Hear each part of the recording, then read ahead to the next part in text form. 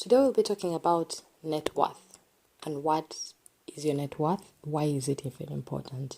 Sometimes it feels like it's like a complicated word, and we think about accounting and the things we learned while we're at school, and maybe it only makes sense for companies, but every individual has a net worth. And today we'll be diving into how to know that number and why it's important. Welcome to the Personal Finance and Coffee Podcast. I'm your host, Gabriela. On this podcast, we talk all things money and finances. Learning how to manage our money and make it grow is a skill that can be learned, that we can get better at. In our environment, money is kind of like a taboo topic. So on this podcast, let us have the conversations. Let us dig deep into how does this really work. We're going to have guests and learn from each other. I encourage you to listen and enjoy the podcast. Remember, you are the CEO of your money. No one else can manage the money for you. Welcome to today's episode, and today we're talking net worth. What is net worth? The simplified version is that net worth is all your assets minus all your liabilities. The answer that you get is your net worth. So what are assets? Let's break it down. Assets are anything that have value. This could be the land that you have. This could be a car that you have. This could be a property that you have. Anything that if you sold it today can bring in money. The different types of assets, like when you look at having a property, or when you look at having land as an asset and you look at a car as an asset, the car loses money, it loses value, it's depreciating. Like if you buy the car today at a certain amount of money, when you go to sell it, you may not sell it at the same amount a year from today. However, when you buy land today and then you want to sell it in a year's time, that the land will have increased in value. That is appreciating. So you have the assets that depreciate and then you have assets that appreciate. But regardless, you all capture them as assets. Then what are liabilities? Liabilities are places that you owe money. It could be a circle loan, it could be an individual loan from a money lender, it could be a bank loan, it could be a mortgage, it could be an individual, like money that you have to pay back. Those are liabilities. And then equally, liabilities, you can borrow money to finance a business or a contract that you have. You have a deal to say that the school has said supply uniforms and you're sure they're going to pay you. Then you borrow money, and then when they pay you, you clear the loan. That is a liability that is attached to money that you're expecting. And then there are liabilities, they are not attached to an inflow of money. Your friend has a wedding and they're traveling to Mombasa for the wedding. So you get a loan to travel. So that's a liability that is not attached to incoming money. Those are assets, those are liabilities. So you get a paper and you write your assets. You sell land this much. If you have a car, if you own shares, your NSS safe is an asset. If you have a life policy, how much you've saved with Prudential, Jubilee, that is also an asset. The money you have, the money in your account is an asset. It's a short term. And then NSSF is a long-term asset. So you write everything, the cash in your hands, like money that you have. Make that list. The total amount that you have, those are your total assets. Then you, on the other side, write your liabilities. All the loans that you have, you make that list. Those are your liabilities. So you get the asset figure and then the liability figure, and that's your net worth. Now that we know how to calculate it, don't worry if it's in negative, because we all have to start from somewhere.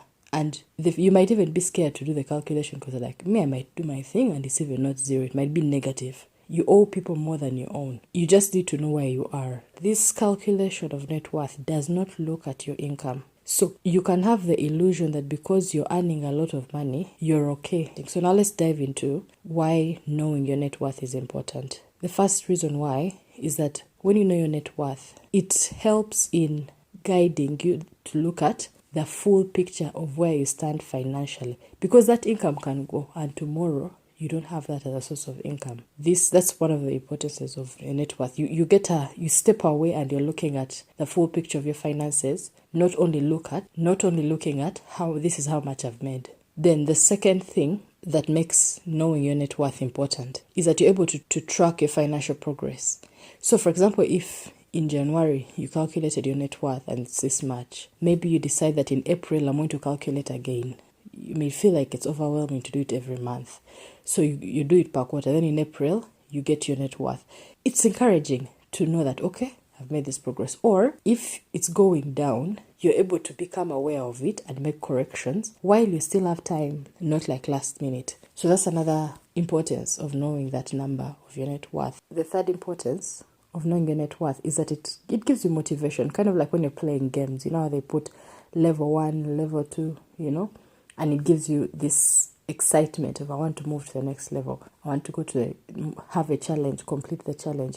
Knowing your net worth makes it feel like a game in terms of I would like to, okay, so my net worth is much. How can I increase it? It kind of becomes like a game and gives you motivation, because there'll be seasons when you're feeling down, when you try to make a business deal and it went wrong, when you actually lose money.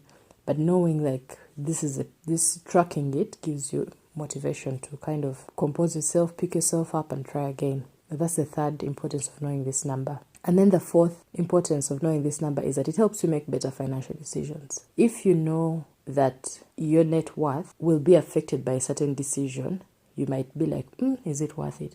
Sometimes you start to filter a decision of spending my money on this. Is this an asset or is this a liability? Will this increase my net worth or will it not? So the decisions that you make, the financial decisions that you make will be better because now you're filtering it through that number. How will it affect your net worth number? And now that you have these 4 reasons, there's so many other reasons that I've not mentioned here, but these are the 4 that I just wanted to bring to your attention so that you become curious about net worth. And these are the top 4 that I felt can kind of give you the spark of the idea of maybe I should give this a try. When we grow old, and maybe we are not employed anymore, when our source of income is down, what we will have standing for us is our assets that will ideally be bringing in money, and having less liabilities or zero liabilities means that we have less obligations. So the reason why this number is important is that it's not just for now. You're playing the long game. If your asset is bringing in income,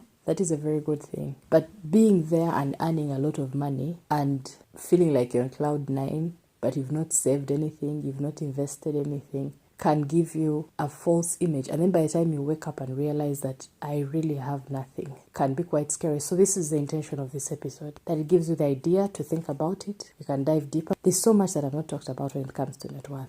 Because even within assets, there are long-term assets, there are short-term assets.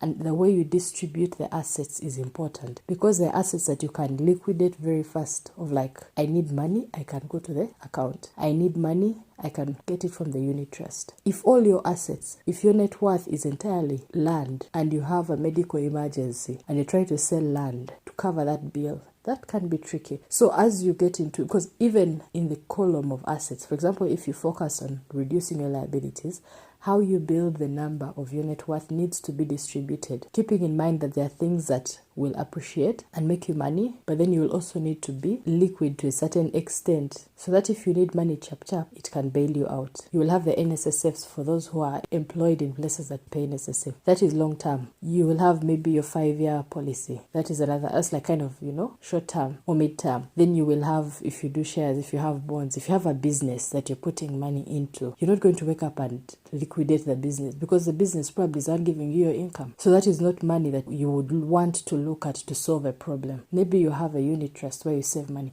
So I'm just giving examples of what could be comprised in assets. This is not an in-depth episode about what your net worth is all about, but it's to spark the idea of that it's something that is important and something you can look into. I hope you found value in this episode. Have a lovely day.